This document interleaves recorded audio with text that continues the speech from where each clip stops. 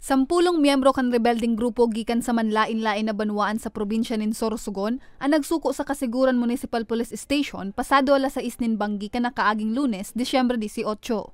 Sigun sa officer in charge kan Police Community Affairs and Development Group sa Sorsogon Police Provincial Office na si Police Major Joven Moriones, ang sampulong individual na iniya nagbaliklado na sa gobyerno matapos na maengganyo kan mga dating kaibahan sa grupo asin intero namang desididong magbagong buhay. Bali po pang unang grupo po ito ngayong December dito sa Kasiguran. And magkatanggap po sila ng yung sa Eclipse, meron po sila ng 10,000.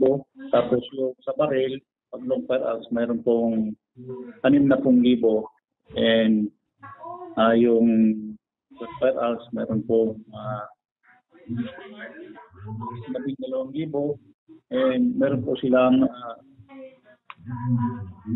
livelihood program at pabahay na ibibigay ng provincial government ng Sorsogon.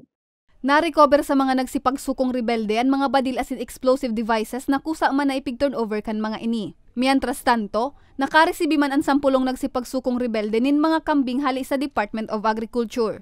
Sa mga ating kapatid na rebelde na nandiyan pa sa bundok, maaari po kayong makipag-ugnayan sa mga local chief executive natin sa inyong lugar para sa inyong pagsuko para makapiling na inyong mga mahal sa buhay.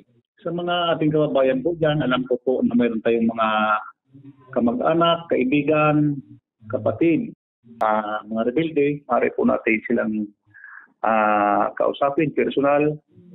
At pagpayon po natin na sila ay sumuko na.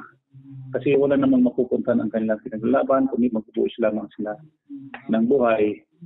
Asigurasyon kan kapulisan, bilugan sa indang suporta sa mga nagsipagsuko na rebelde na intero man na makakaresibing ayuda hali sa gobyerno, siring kan financial assistance, tabang pang-edukasyon, pabahay asin iba pa na magagamit ng gad para sa indang pagbabagang buhay ngani mas maging produktibong miyembrong liwat sinda kan komunidad. Para sa mga baretang tatak Bicol, Jennifer Pulinar.